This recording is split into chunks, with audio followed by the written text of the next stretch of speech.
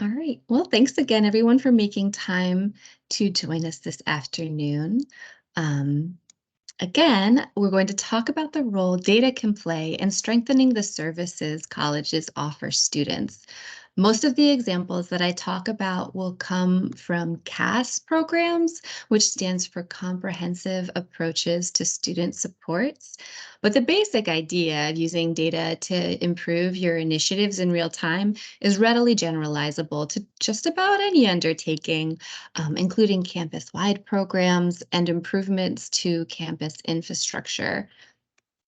And we think that using real-time data is important because it can allow you to strengthen your programming in the long term, but more urgently, it can also help colleges tailor their supports to the services students need right now in this moment.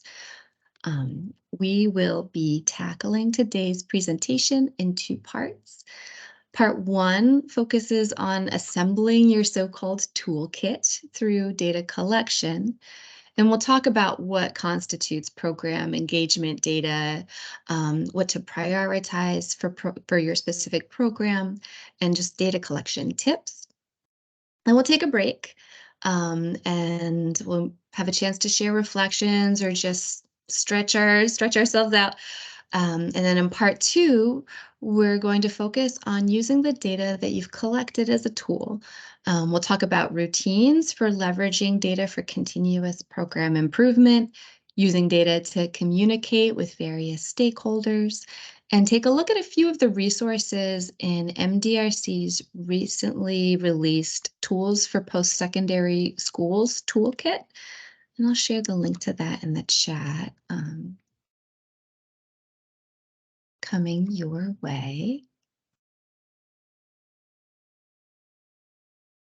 Um, Before we dive in, I'd like to acknowledge that this presentation is really geared towards advisors, academic coaches, program coordinators, and directors, even deans, insofar as it focuses on how to use data to support students in real time. But please stay with me if you're in IR or business services or college leadership. You may hold the keys to the data that student support staff could use. And we'd love to hear your insights on the material we're covering today.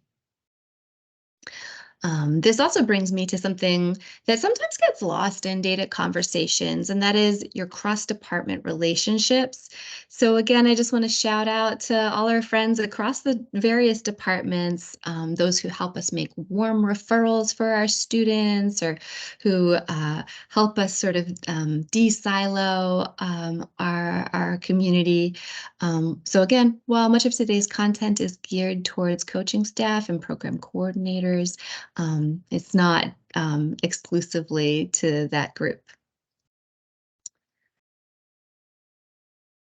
All right, so this one motto sums up our aspirations: to use data as a flashlight and not a hammer. Another version of this you may have heard from MDRC is using data as a tool and not a report card. Whichever metaphor you prefer, the idea is that data should be used for continuous improvement. However, it's important to acknowledge that many of us are used to data being used as a hammer or as a report card, and moving away from this represents a major mindset shift that doesn't happen overnight. Every institution, every program, every person uses data differently. So I'll be curious to hear what does and doesn't resonate with you. Um, so we've learned from similar trainings in the past that by far the most common sentiment was that it can be difficult for the right people to get the right data in their hands in a timely fashion. One person articulated this really nicely as democratizing access to data, which I think captures this theme really well. Um, and so with that, we'll jump right in to collecting engagement and progress data. Um, and this can mean a lot of different things. You might tend to think of data as things like credits earned or GPA data, but basically any point in a student's educational journey can be captured by data in one way or another.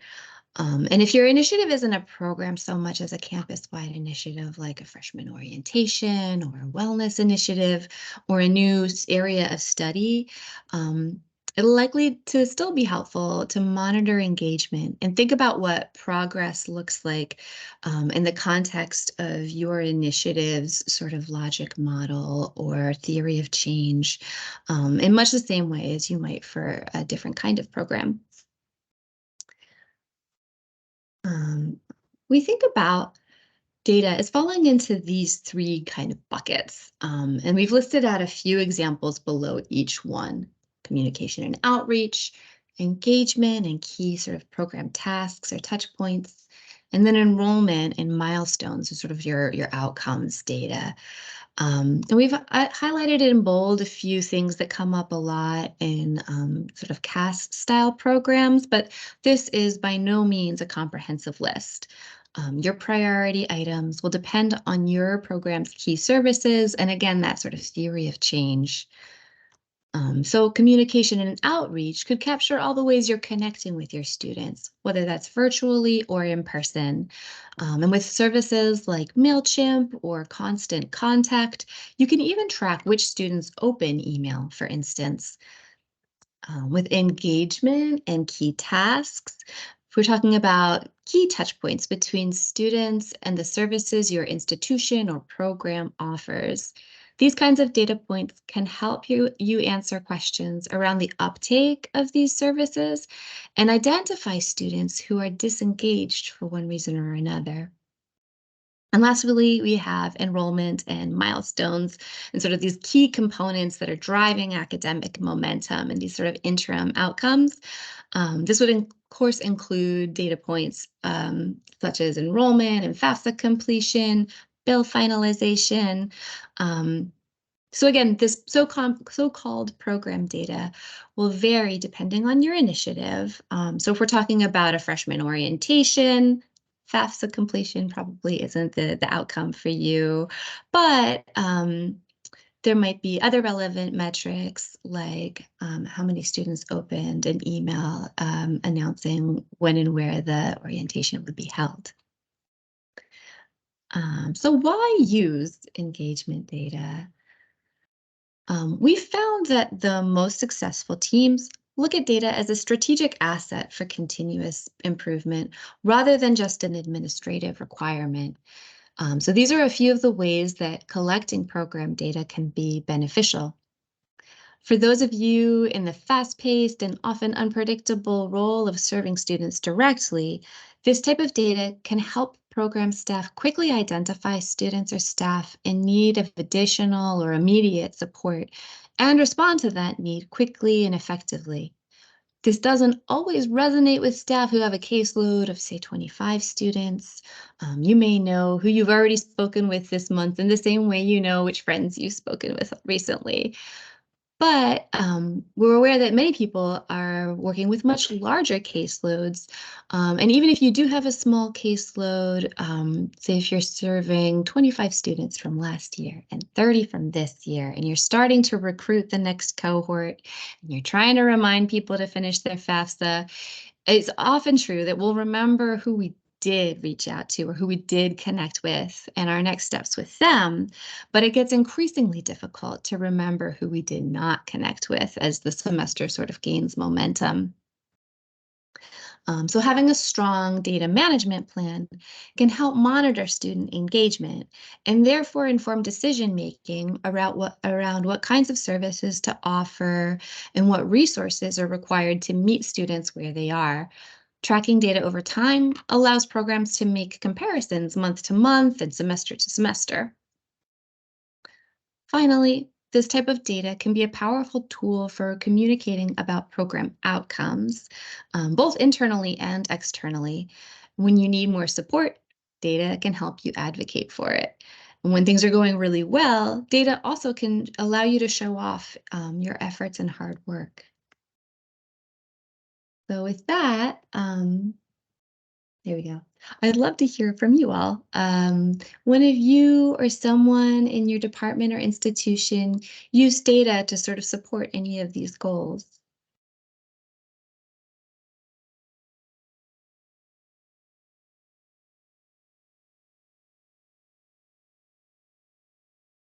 So we use our data for our advocacy services.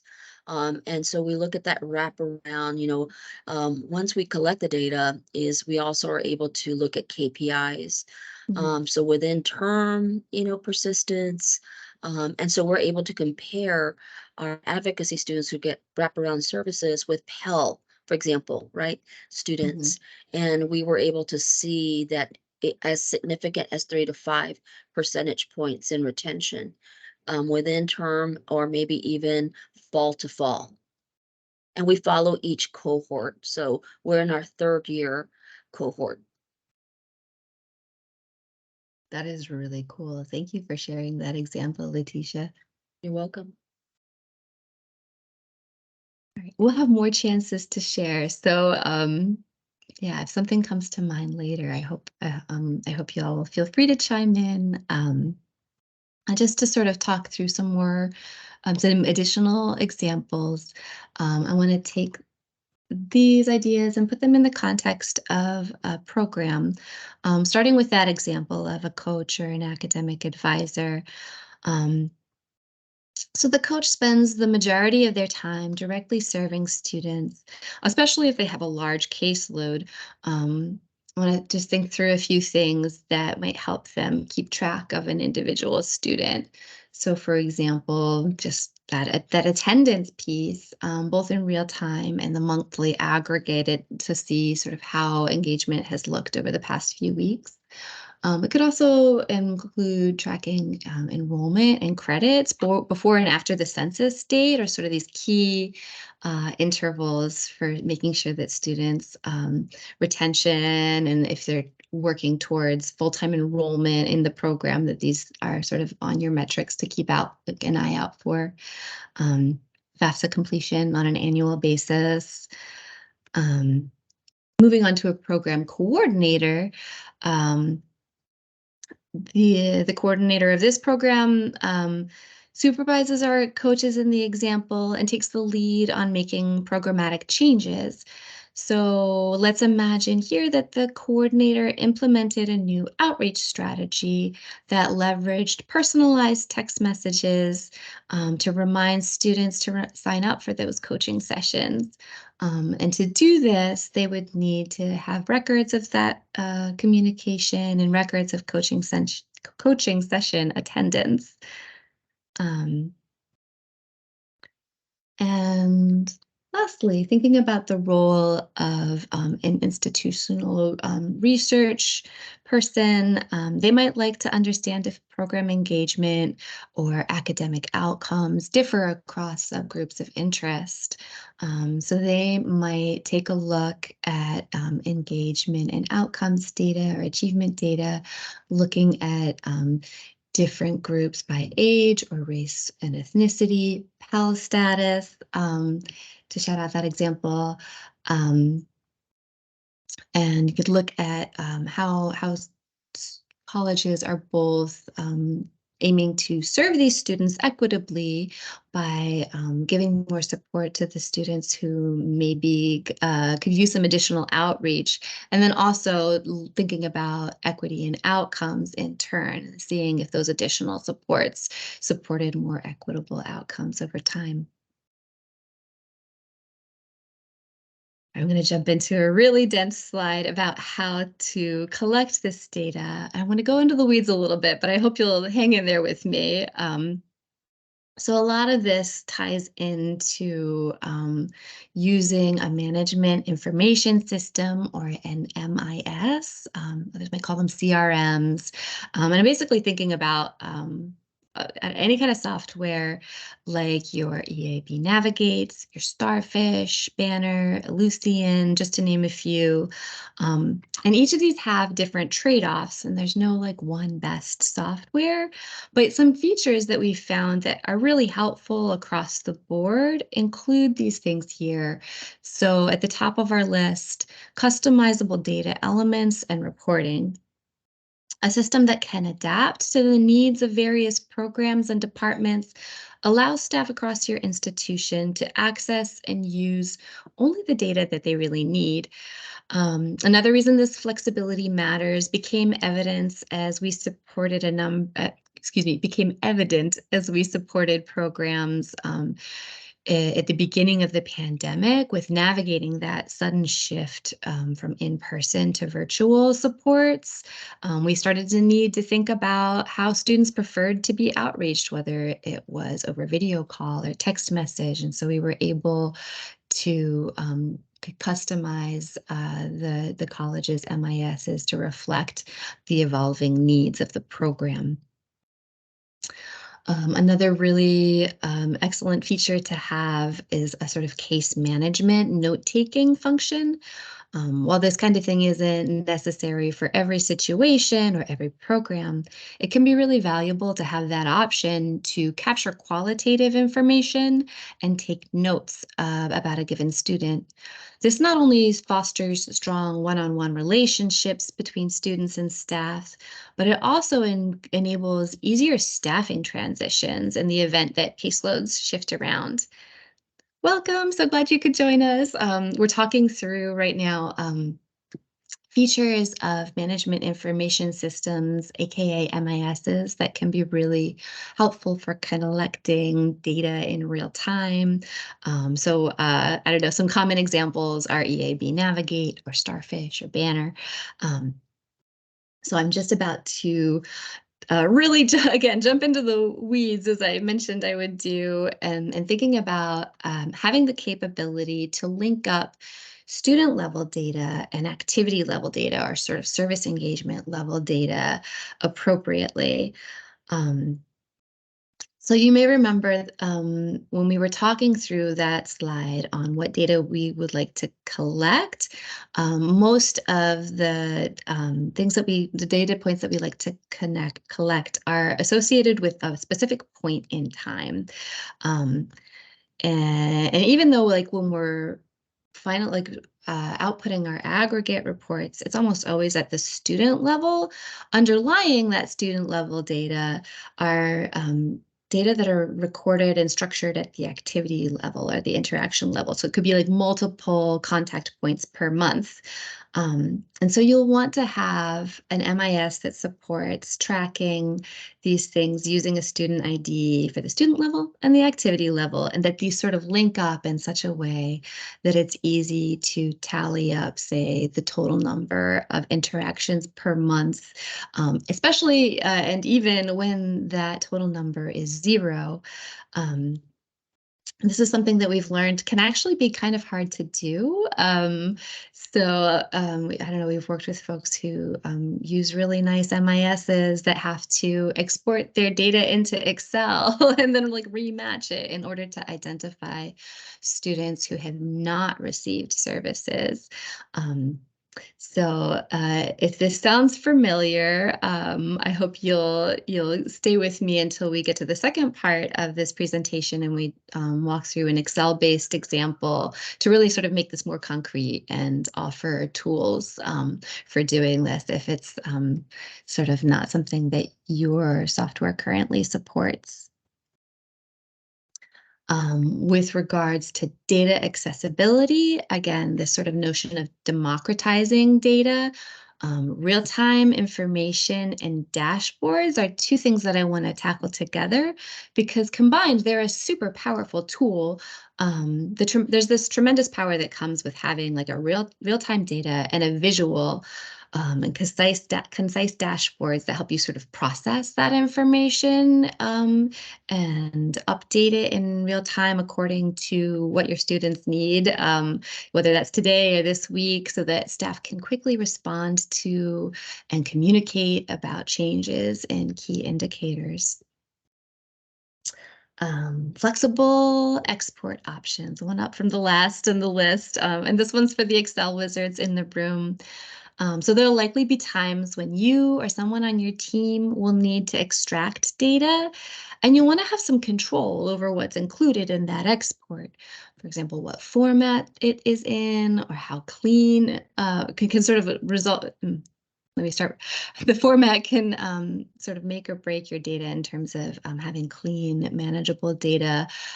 For instance, you may only want to export data on a certain subset of your students. And lastly, integrate, don't duplicate. The best data system is the one that you are already using. If after evaluating your needs, it's clear that you do need a new system beyond what your institution already offers, you'll want to aim to find a system that plays nicely with your existing systems. For instance, if your campus already uses Banner, can your new system pull information from Banner or export information into Banner such that you avoid doing double data entry and situations where it's difficult to tell which version of your data is the most up to date?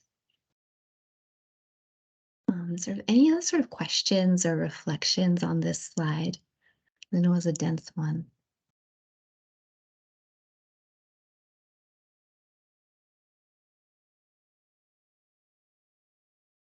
All right. So with that, want to just take a step back and not lose sight of two important things. So the first is protecting students' privacy and confidentiality. Some of the data needed to support students can be quite sensitive. So with any data system, it's important to be mindful of who has access to student level information. And it can be a delicate trade-off as this information is really helpful for supporting students, but it should only be accessible to those who have a need to know. Um, and it may be tempting to collect as much data as possible. And while having rich data is really valuable, adding unnecessary data elements will increase the burden of data entry on your staff. And it can make it harder to find the information that you actually want to use. So more data isn't always better data. With that, we have arrived at the end of part one.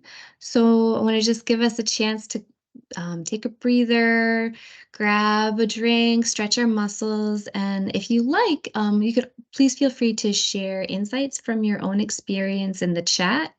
Um, if it helps you frame your thoughts, please feel free to use to refer to this sort of rose, bud, thorn format, where roses might be your success stories, buds might be strategies that you're excited to try out, and thorns might be obstacles to using real-time data or collecting real-time data that you have either faced or anticipate encountering. Um, and with that, let's reconvene at 2:35, and I'll see you all in a little bit.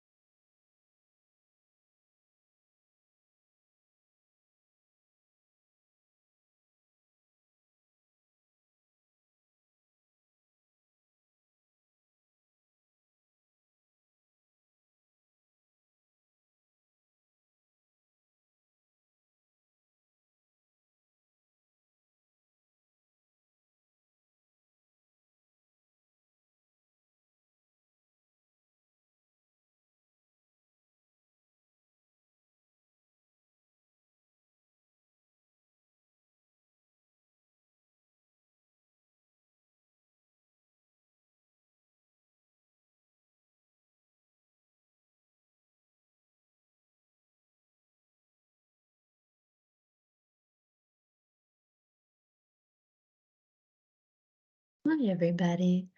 Um, so as we're sort of coming back into the virtual room, I just wanted to say thank you, Chance, for sharing some examples from your experience. And yeah, I hear you. The challenges of finding a place to store the processed data, and I don't know. I'll add to that from my experience, finding a place to store it that is like secure, and then also accessible if people want to go back and learn from the data, that it sort of can make sense to posterity. So yeah, there's some really interesting challenges that come with new tools.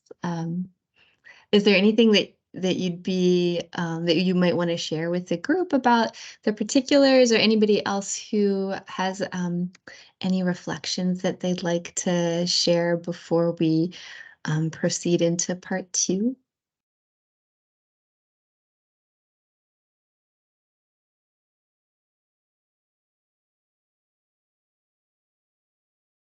Well, thanks so much. And for the next 20 minutes or so, we're going to go ahead and talk about utilizing our data, or in other words, utilizing our so-called toolkit. And we're going to think about this in sort of different time frames, that sort of daily real-time data, and then longer term, monthly and semesterly timeframes. We're also going to take a minute to talk about qualitative data, and just the importance of centering the experiences of our students and staff. Um, so again, oh, and we'll also take a look at MDRC's toolkit from the Tools for Post-Secondary Tools project. So when we're thinking about reporting routines associated with each of these sort of levels of detail and timeframes, we'll want to think about our different audiences, and we'll want to highlight here for this daily real-time student support data that the data you collect should really be actionable. And I'll say right up top that this requires a substantial investment of time, specifically for conducting data entry, data cleaning, and then reflecting on the data on a weekly, if not daily basis. And this is a really worthwhile investment, but again, in my experience from a previous career in case management, this was like sometimes a couple hours a week. And there's ways to tighten the link between collecting the data and using the data, so that it doesn't feel like an additional task over and above serving students. So MDRC has an example from a project that we conducted in Detroit, the Detroit Promise Path project, and our partners there were able to develop a data system where their MIS could be used to schedule appointments with students, such that when the coach entered their upcoming meeting, that meeting was automatically saved as a calendar appointment to their work calendar. And it also scheduled an automatic text message reminder to the student to go out, it's like the day before the meeting was scheduled. So this way, their data entry was also part of the coach's workflow. Um, Now, this structure did then require the coach to go back and log whether the student had actually attended the appointment. Um, but again, it complemented their workflow, and that record of having scheduled the appointment could also be helpful in understanding who they had reached out to, and who they had at least had some kind of contact with, in the form of scheduling that meeting, which is valuable in its own right.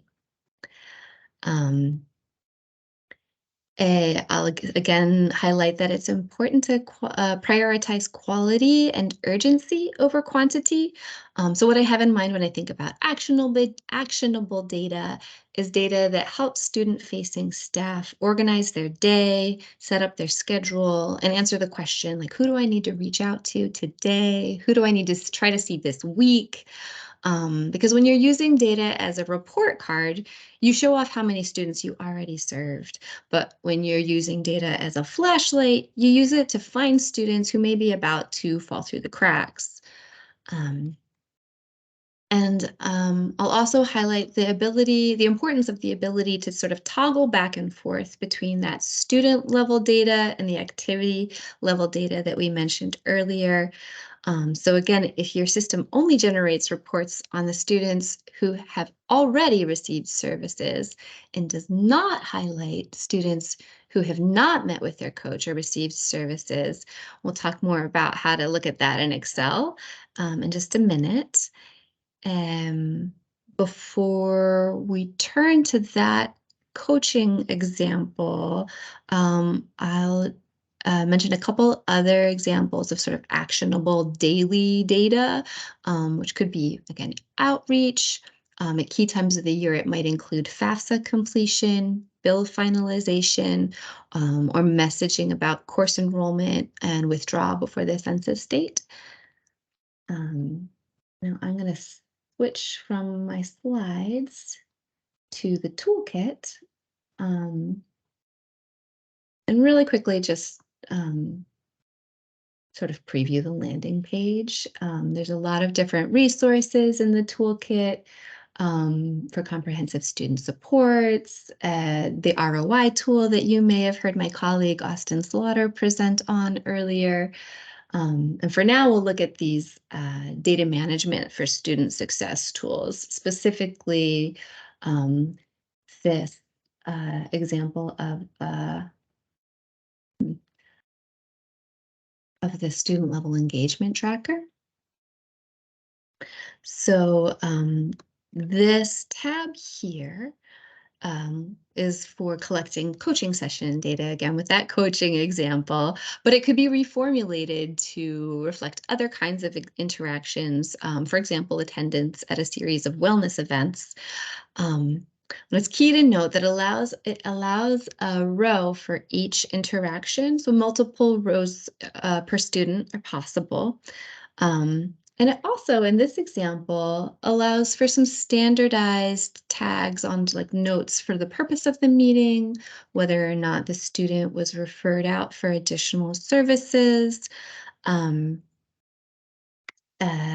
I mentioned earlier the Detroit example where they tracked whether or not a student had attended the meeting. So in this situation, a workbook like this could help somebody track future appointments as well, and they could go back and track whether or not the student had in fact attended.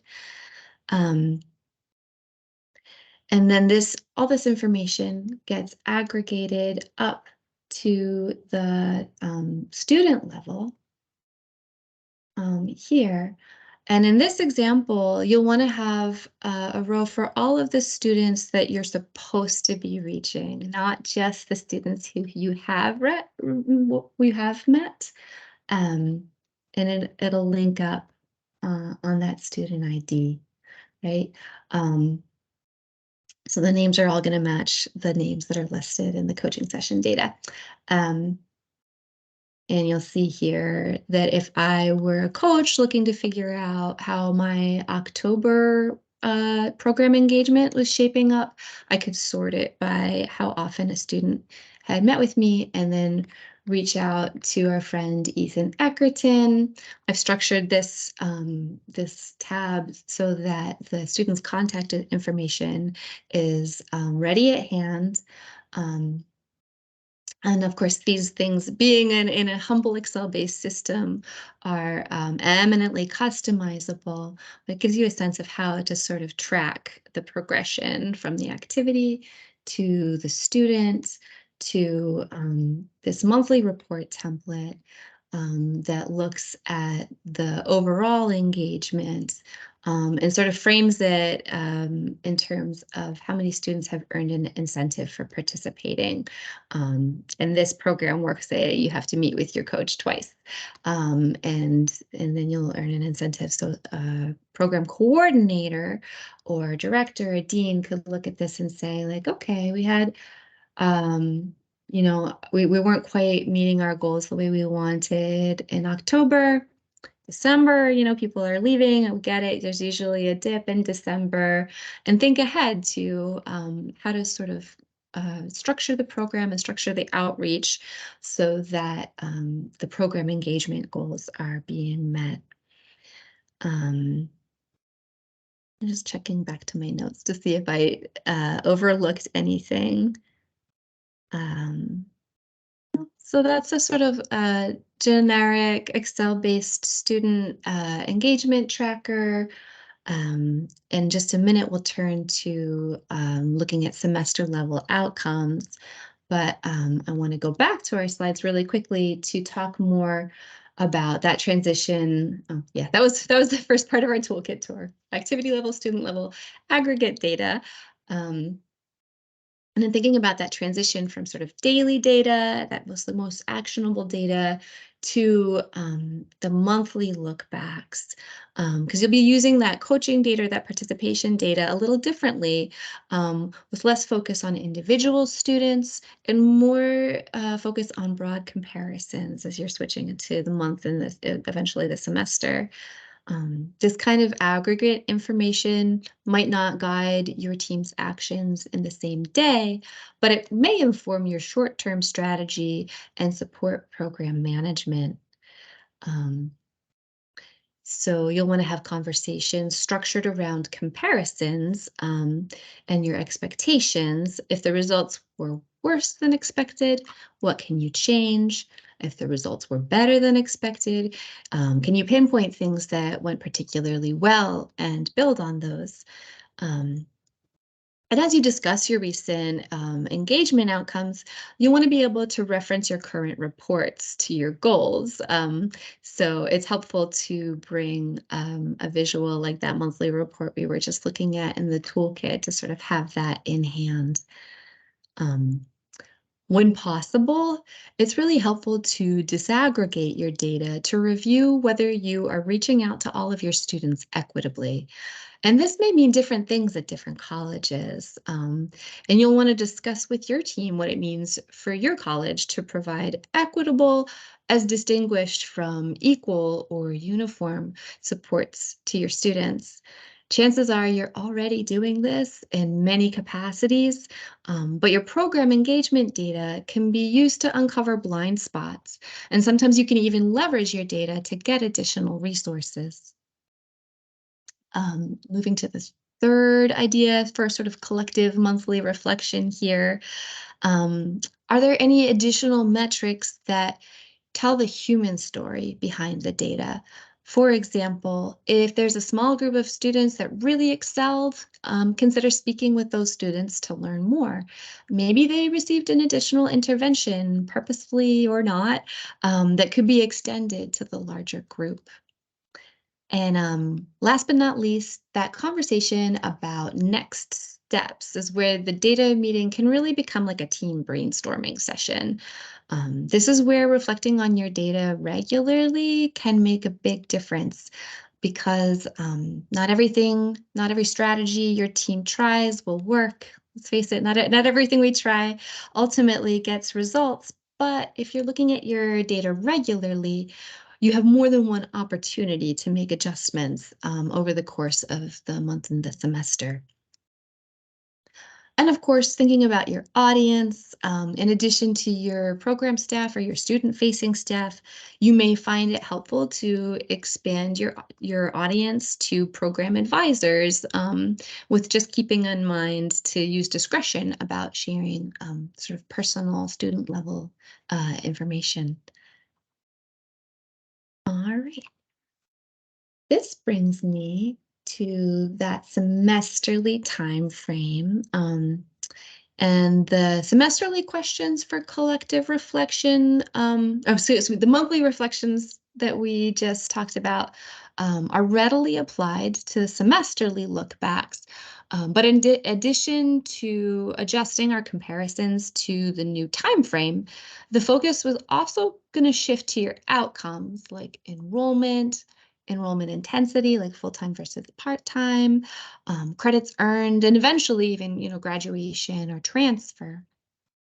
So turning quickly back to our semesterly report in the toolkit. Oh, thanks so much, Chance. You'll see here that we've broken it down to reflect some of those goals, and then additionally broken it out to focus on different cohorts so that we can compare how our different cohorts are doing over time and sort of understanding how program changes year to year are influencing each cohort of student. And let's see, in an ideal world, you'll set up processes that allow you to consider the program engagement report, so that like sort of monthly participation report alongside your semesterly outcomes. And this will give you a better understanding of whether your initiative is having its intended impact, and sort of thinking about those things in tandem can be really helpful. With this increased focus on outcomes, it is more important than ever to approach the conversation in a non-judgmental way. We encourage teams to set realistic but ambitious benchmarks grounded in historical data. Um, my spot. And yeah, grounded in historical data from previous years. And I just have a note here that, it's really rare that you'll want to set a goal to 100%. I think even in a program where you're recruiting students from those who have already matriculated, there's a lot of things that can happen in the first weeks of the semester. So you may not see 100% participation in that first month. And so to just keep looking back to that historical data, and maybe reaching out to your IR staff and getting in their queue and giving them a chance to shine with using that real data focused specifically on the population that you hope to serve. IR staff may be able to help you accurately identify that group, and also identify a past time frame that feels comparable. It's a little tricky around COVID, right? Because everything was just like, we were all just in survival mode. So find ourselves sometimes looking back to pre-COVID, sometimes focusing exclusively on post-COVID, and understanding how things may have changed as our world has really changed quite dramatically over the past few years. Again, talking about outcomes is easier to do if your team is already comfortable with using data to guide your meetings. And if you've already previewed your database program improvement work with your audience. And the same goes with your conversations about equity. Your reflections may involve reassessing whether your programmatic supports were in fact equitable based on what you're seeing in your students' outcomes. And again, these conversations work best if your team has already developed really supportive, non-judgmental routines around data-based discussions. For your audience on these semesterly outcome reports, consider engaging college leadership and even relevant learning communities within your college, or at sort of comparable colleges that you're in touch with, and other stakeholders, including your staff and students. So this brings me to holding space for storytelling.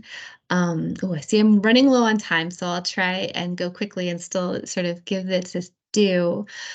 But I want to take a breath and just reframe how we think about data, with a shout out to anybody here who might not think of themselves as a sort of so-called data person. Qualitative data is data. It's really important. And storytelling isn't just about sort of communicating the impact of your work on a human level or in a compelling way. It can also be a really important flashlight for understanding the how and the why some things work or do not work. These insights are central to understanding what questions to ask next and what services need to be improved. Qualitative data is going to be your go-to for generating new ideas about how to improve your program in response to students' needs, and sort of insights on the why behind the numbers that are integral to your continuous improvement efforts. I also want to highlight that we often draw on the stories of students who have really struggled to overcome unusual or extraordinary obstacles to emphasize why our work matters on a human level. Sometimes these are outlier cases, and it's important to recognize that the supports that programs put into place to respond to students navigating these especially difficult circumstances often benefit all students, even though you might never hear about it. So, all this to say that successful data routines hold space for storytelling. Um, Communicating about data and our audience. A good storyteller knows their audience. So this slide is here as a reminder to consider our audience, consider what we want to get out of a meeting, a conversation with the goal of brainstorming strategies for connecting with students who are less engaged will probably look different from conversations about requesting stronger collaboration between your partners and other programs and departments. Um, I'm gonna I'm gonna take a leap of faith and talk quickly about denominators with like 4 minutes left to go, which is a fancy way of saying that you might gonna think about framing your student populations a little bit differently depending on your audience. So if you're speaking with your coaches about program engagement, it may not feel fair to calculate your percentages out of the students they met with using the number of students who were participating in the program at the very beginning of the semester or in the previous semester, if you're tracking a cohort over years, just in light of, stop outs in life. Um, but on the other hand, when you're speaking with program coordinators and system staff and trying to think about things at like a population level, it may be helpful to look at everybody who matriculated a year or two ago and calculate your percentages out of those sort of larger denominators than thinking about a population level sort of support.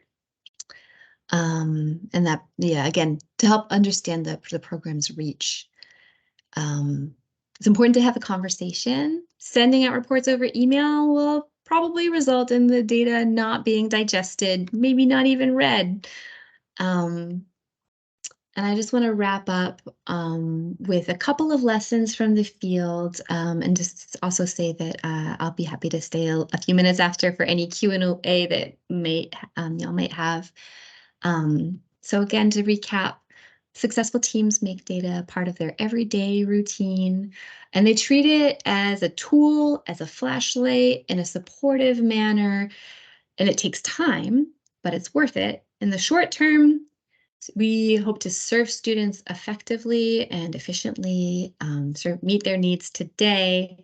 And in the longer term, we can impact the we can determine the impacts of the program and inform our future efforts and how we want the program to evolve. Um, all right. With that, I just want to say thank you again for joining this afternoon. We really look forward to hopefully seeing you again to talk more about how to evaluate programs. Dan Cullinan and Marjorie Dora May Williams will be reaching out with more information on that presentation on evaluating programs. And I'm very happy to stay after if anybody has any questions or comments they'd like to talk about further.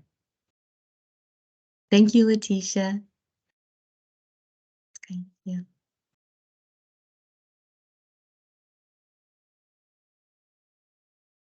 I'm just going to stop the recording, but thank you again, everyone. I hope you have a great day.